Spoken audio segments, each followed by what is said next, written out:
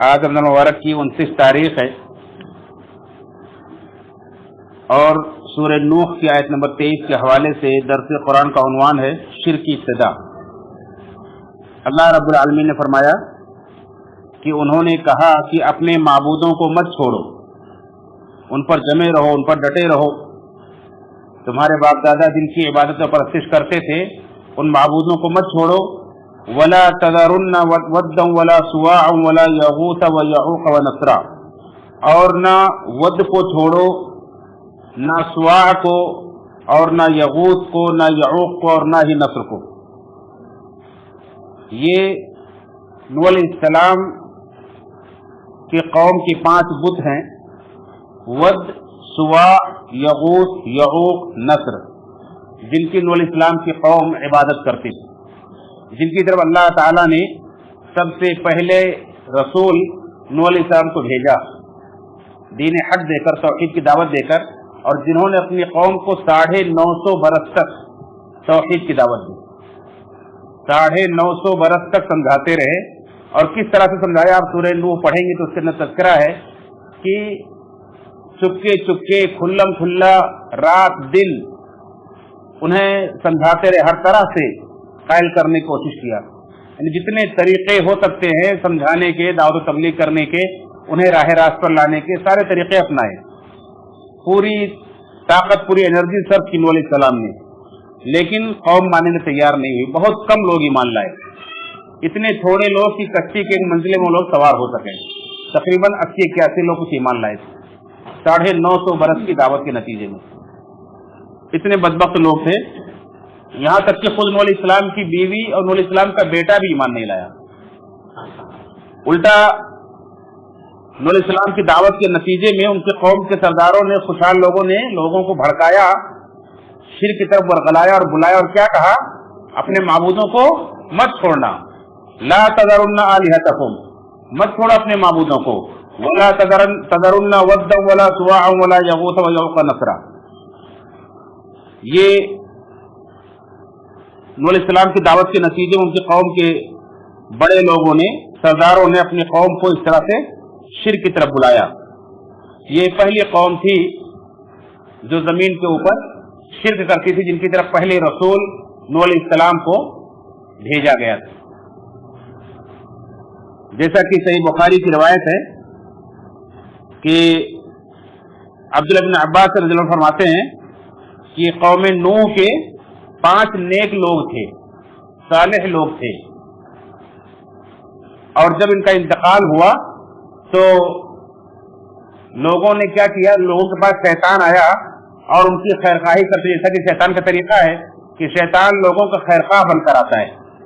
اور انہیں برائی کو ان کے لیے مزین کرتا ہے، خوشنما بناتا ہے اور انہیں برائی پر لگا دیتا ہے۔ تو شیطان آیا، اس نے کہا کہ ارے بڑے نیک لوگ تھے، بڑے بزرگ لوگ تھے، یہ جہاں بیٹھتے اٹھتے تھے ان کی جگہوں پر ان کی مجسمے بنا کر رکھ دو اور ان کے نام رکھ دو، ان کے ناموں پر ان مجسموں کے نام لکھ دو، رکھ دو، جنہیں جب تم دیکھو گے تمہارے اندر عبادت کا شوق پیدا ہوگا۔ لوگوں نے سب سے بڑی اچھی بات کہہ رہا ہے، لوگوں نے اس کی پیروی کر لی، شیطان کی بات مان لی، اور پھر جب تک وہ لوگ زندہ تھے تب تک عبادت نہیں کیے، خالی لوگ دیکھتے تھے کہ ہاں یہ فلاں تھے، یہ فلاں تھے، فلاں بزرگ تھے، بڑے نیک تھے، بڑے صالح تھے، ان کے قصے لوگوں میں مشہور تھے۔ پھر جب وہ نسل گزر گئی جن کے سامنے یہ کام ہوا تھا اور علم چلا گیا، صحیح بخاری کے الفاظ ہے کہ علم چلا گیا، یعنی کس نے بنایا تھا، کیوں بنایا تھا، لوگ بھول گئے، جہالت آ گئی لوگوں کے اندر۔ تو پھر شیطان ان کے پاس آیا، اس نے دیکھا کہ اب لوگوں کے پاس دین کا علم تو نہیں رہ گیا ہے، اب ان کو بہکانا بڑا آسان ہے۔ تو اس نے ان کو، جاہلوں کو ورغلایا اور کہا کہ دیکھو یہ جو تمہارے بت رکھے ہوئے ہیں یہ تمہارے باپ دادا نے کیوں بنائے تھے معلوم ہے؟ تمہارے باپ دادا انہی کی عبادت کرتے تھے، انہی سے مانگتے تھے، انہی سے بارش کی درخواست کرتے تھے، انہی کے وسیلے سے دعائیں کرتے تھے، تو ان کی ضرورتیں پوری ہوتی تھی، ان کی مرادیں پوری ہوتی تھی، تم بھی انہی کو پکارو۔ پھر لوگوں نے شرک کیا۔ اسی طرح سے تفسیر تبری کے اندر ہے کہ آدم علیہ السلام کے اولاد میں سے یہ لوگ تھے اور انہوں نے، یہ نیک لوگ تھے، لوگ ان کی بات کو مانتے تھے، ان کی قضا کرتے تھے، پیروی کرتے تھے، जब इनकी वफात हो गई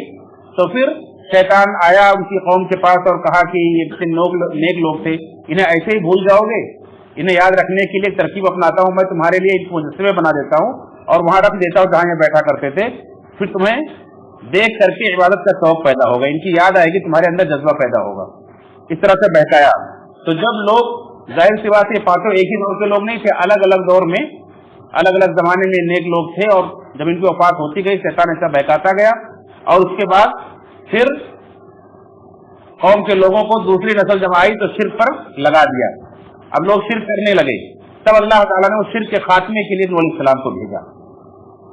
और नूह अलैहिस्सलाम 950 बरस तक दावत देते रहे, लेकिन कौम के लोग नहीं माने। आखिर उन्होंने कहा कि अपने माबूदों को मत छोड़ो, उस पर डटे रहो, ना वुद को छोड़ो, ना यगूस को, ना यऊक को, ना नस्र को, ना सुआ को। तो अल्लाह रब्बुल आलमीन से नूह अलैहिस्सलाम ने फिर बद्दुआ की कि अल्लाह ताला ला तदर अलल अर्ज़ मिनल काफिरीन दय्यारा, अल्लाह काफिरों का कोई घर जमीन पर मत छोड़। इन्नका इन तज़रहुम युज़िल्लु इबादक वला यलिदु इल्ला फाजिरन कफ़ारा, अगर तू इन्हें छोड़ेगा तो ये बुरे लोगों को ही जन्म देंगे और तेरे बंदों को गुमराह करेंगे। तो अल्लाह ताला ने नूह अलैहिस्सलाम को हुक्म दिया कश्ती बनाओ, उन्होंने कश्ती बनाई और हर मखलूक में से एक जोड़ा लेकर के जितने भी चरिंद परिंद चौपाए दरिंदे पाए जाते थे सबको एक एक जोड़ा उन्होंने कश्ती में सवार किया, और जो ईमान वाले बंदे थे उन ईमान वाले बंदों को सवार किया।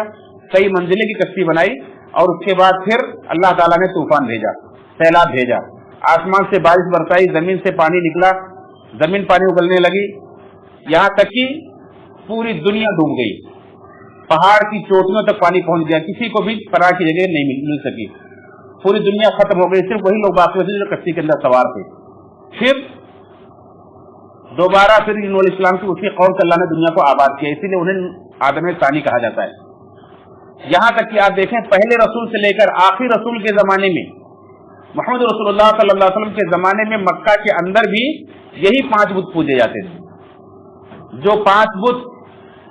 नूह अलैहिस्सलाम के जमाने में पूजे जाते थे, शैतान ने फिर धीरे धीरे उन्हीं 5 बुतों को जो सैलाब में डूब गए थे, इधर उधर से उन्हें उन जाहिलों की रहनुमाई की कि देखो फला जगह ये जाहिर हुए, फला जगह ये जाहिर हुए हैं। जैसे आज हमारे यहाँ देहातों में आप जाएंगे, बहुत सारे इलाकों में,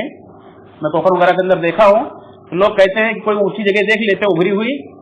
तो कहते हैं यहाँ फला बुजुर्ग जाहिर हुए, फला की मजार जाहिर हुई, और फिर वहां कुछ न कुछ आस्थाना बना देते हैं और लोग बात करना शुरू कर देते हैं। तो इस तरह से शैतान ने रहनुमाई की और लोगों ने फिर उन बुतों के को ला करके मक्का के अंदर पूजा। खाने काबा के पास मक्का के अंदर इन 5 बुतों की पूजा की जाती थी, जैसा कि तफसीर इब्न कसीर के अंदर है कि जुमतुल जंदल में कबीले कल्ब का बुत था, उसका नाम था वुद। इसी तरह से साहिले बहर के यानी समुद्र के किनारे एक कबीला था जिसका नाम हुजैल था। हुजैल के लोग सुआ को पूछते थे, और सबा के करीब जुर्फ एक जगह है, उस जुर्फ की जगह में 2 कबीले रहते थे, मुराद और बनु गतीब। ये लोग यगूस को पूछते थे, और हमदान कबीले के लोग यऊद को पूछते थे, और हिमियर कौम के का एक कबीला था जुल्किला, वो लोग नस्र को पूछते थे। तो अलग अलग कबीले के अलग अलग बुत हुआ करते थे, और इस तरह से और भी दीगर बुत थे, यहाँ तक कि खाने काबा के अंदर खुद 360 बुत रखे हुए थे। लेकिन ये 5 बुत नूह अलैहिस्सलाम के जमाने के थे, ये भी अरब के अंदर लाकर पूजे गए। तो इस तरह से शैतान ने वरगलाया और फिर मोहम्मद रसूलुल्लाह सल्लल्लाहु अलैहि वसल्लम के जरिए से अल्लाह ने खत्म किया। लेकिन देखें आज फिर इस नबी सल्लम की नस्ल में से, नबी सल्लम के कौम, नबी सल्लम के खानदान और घराने में से लोगों ने फिर 5 नाम बना लिए कि पंजतन पाक का आप नाम सुने होंगे। लोग अपने अपने घरों पर पंजा बना करके उनके नाम लिख करके उनकी गोया की इबादत करते हैं। पंजतन पाक कहते हैं, उनके नाम का वजीफा पढ़ते हैं, उनसे मदद मांगते हैं। कहते हैं ले खमसतुन उतफी बिहा कुल्लल मसाइब वन नवा अल मुस्तफा वल मुर्तजा वबनाहुमा वल फातिमा, कि हमारे 5 पंजतन ऐसे हैं, 5 पाक रूहें ऐसी है जिनसे हम अपनी हर परेशानी को दूर कर लेते हैं। हर मुसीबत से इनको पुकारते हैं, मुसीबत दूर हो जाती है। कौन कौन 5? अल मुस्तफा वल मुर्तजा, मोहम्मद सल्लल्लाहु अलैहि वसल्लम और अली रज़ियल्लाहु अन्हु, वबनाहुमा और इनके दोनों बेटे हसन हुसैन, वल फातिमा और फातिमा रज़ियल्लाहु अन्हा। ये इस तरह से यीशुओं ने फिर इस तरह से अल्लाह के नबी सल्लल्लाहु अलैहि वसल्लम के घर आने से बोला कि 5 बुत बना दिए और पूजना शुरू कर दिए। तो ये है शिर्क की इब्तिदा। शैतान ने इस तरह से लोगों को गुमराह किया, इसलिए अल्लाह के रसूल सल्लल्लाहु अलैहि वसल्लम ने शिर्क का जहां खात्मा किया दुनिया से, वहीं शिर्क के हर चोर दरवाजे को भी बंद किया है। جس راستے سے شرک آتا ہے آپ نے قبروں کو پکی بنانے سے منع کر دیا، قبروں کو پختہ بنانے سے، ان کے اوپر گنبد بنانے سے منع کر دیا، ان کے اوپر مجاور بیٹھنے سے منع کر دیا، تختیاں لگانے سے منع کر دیا۔ بلکہ صحیح مسلم کی روایت ہے کہ علی رضی اللہ تعالیٰ عنہ نے ابو الحیاج اسدی کو بھیجا اور کہا کہ جاؤ میں تمہیں اسی مشن پر بھیجتا ہوں جس پر مجھے اللہ کے رسول صلی اللہ علیہ وسلم نے بھیجا تھا۔ کس پر بھیجا تھا؟ نبی صلی اللہ علیہ وسلم نے بھیجا تھا کہ علی جاؤ، جو بھی تمہیں کوئی اونچی قبر نظر آئے گی اس کو زمین کے برابر کر دینا توڑ کر، اور تمہیں کوئی بھی تصویر نظر آئے گی تو اس کو مٹا دینا، ختم کر دینا۔ تو اللہ کے نبی صلی اللہ علیہ وسلم نے ان قبروں کے راستے سے شرک آتا ہے، قبروں کو بھی توڑنے کا حکم دیا،